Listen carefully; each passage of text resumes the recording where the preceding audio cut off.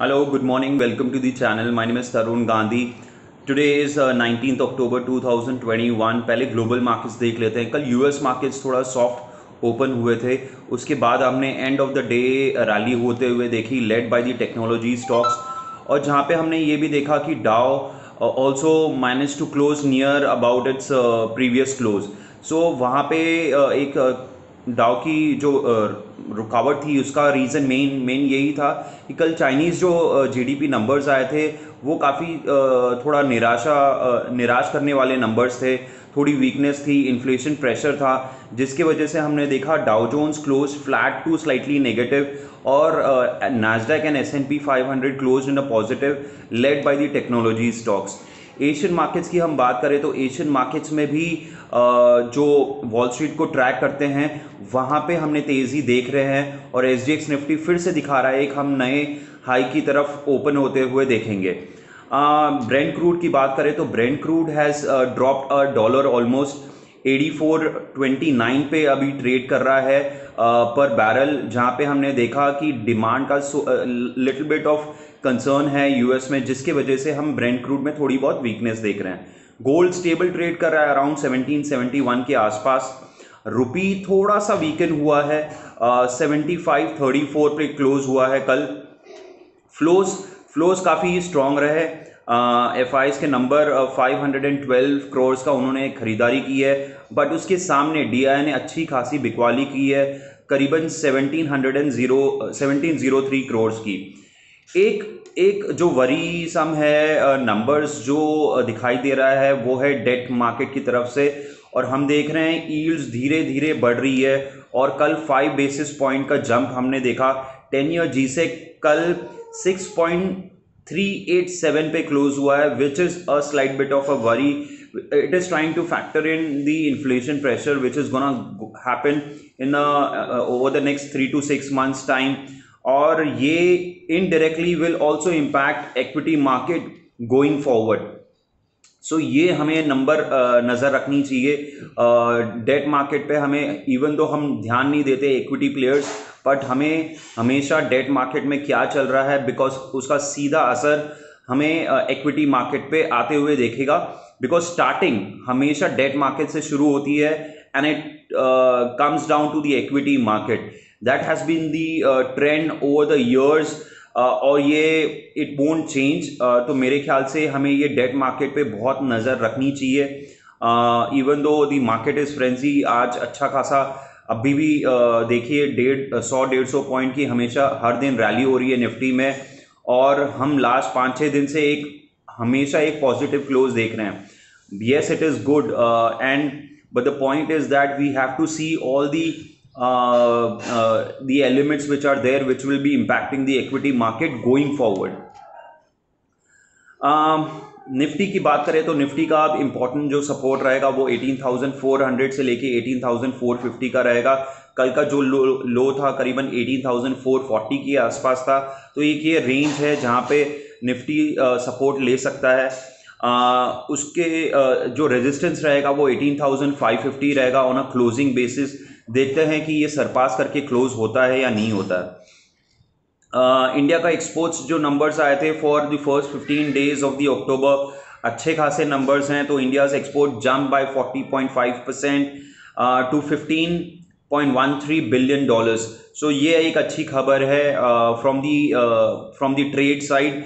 That shows कि activity हो रही है और इंडिया के एक्सपोर्ट्स नंबर्स अब धीरे धीरे बढ़ने लग गए हैं.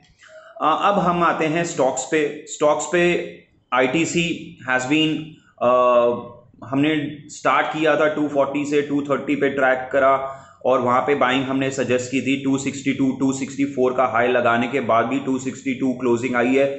We are not in a hurry to book profits.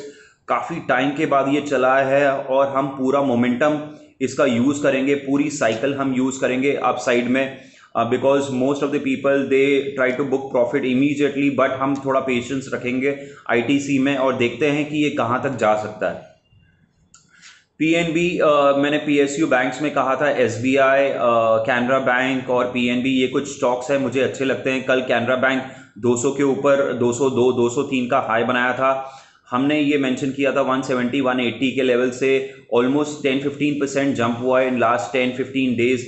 SBI ने 500 का आंकड़ा टच किया है, यहाँ पे भी हम बने हुए हैं, कोई जल्दी नहीं है हमें बिकवाली करने की।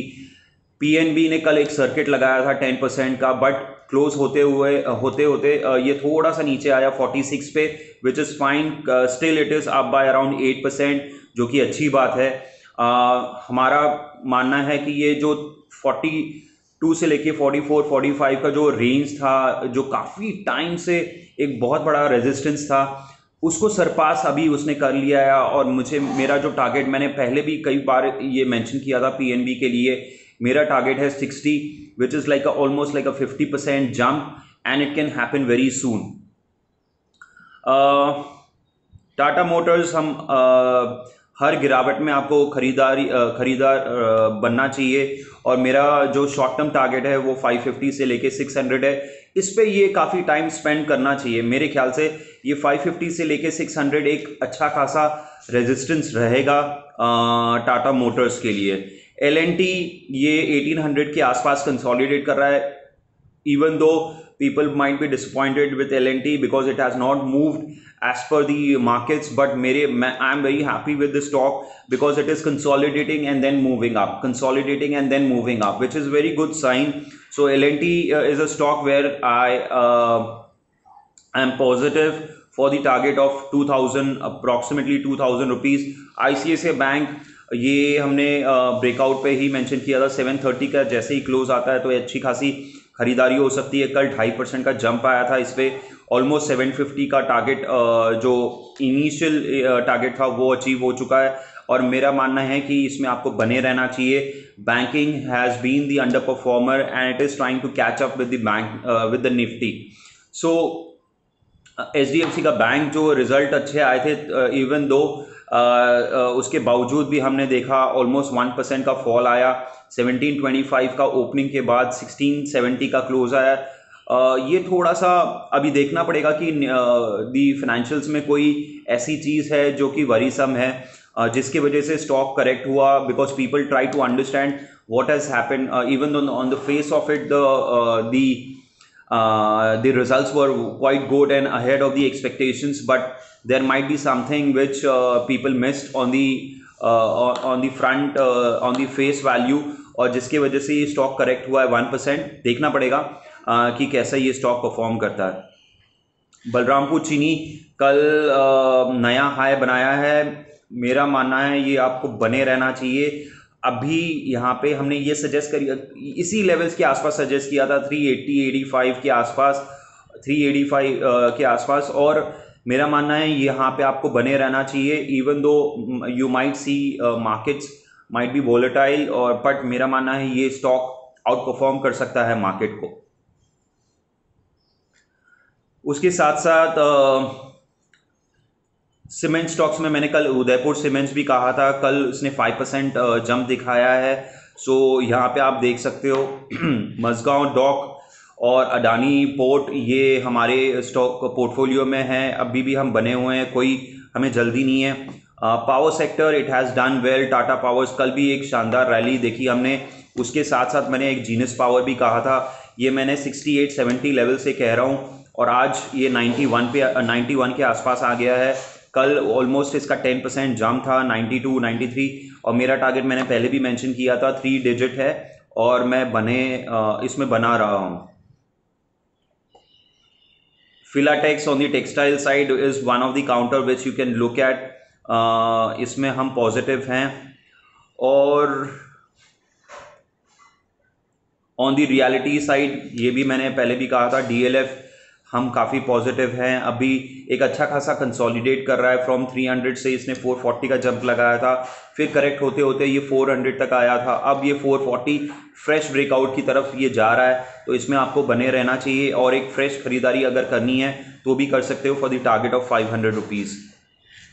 सो ये कुछ काउंटर्स हैं जो आपको देख के चलने चाहिए। और एक स्टॉक है जो मैं आपको कहना चाहूँगा, यूनाइटेड स्पिरिट्स, मुंबई में, महाराष्ट्र में खास करके, दी रेस्टोरेंट के और शॉप्स के टाइम एक्सटेंड हुए हैं, which is a very good news for the hotel business, for the restaurant business. और the major beneficiaries will be these kind of companies. So United Spirits ये थोड़ा करेक्ट हुआ है 930 940 लेवल से 880 तक आया है, और इसमें आपको खरीदारी करनी चाहिए on every drop towards 875 870 or at the current levels of 883 you should be a buyer in this particular stock. I'm looking for the target of 4 digit, so 1000 plus ये मेरा टारगेट है. आराम से आ सकता है बट आपको थोड़ा टाइम देना पड़ेगा इस स्टॉक के लिए.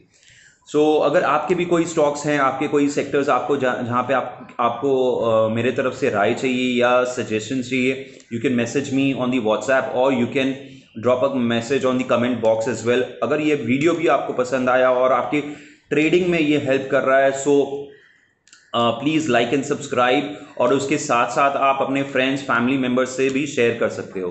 So thank you so much.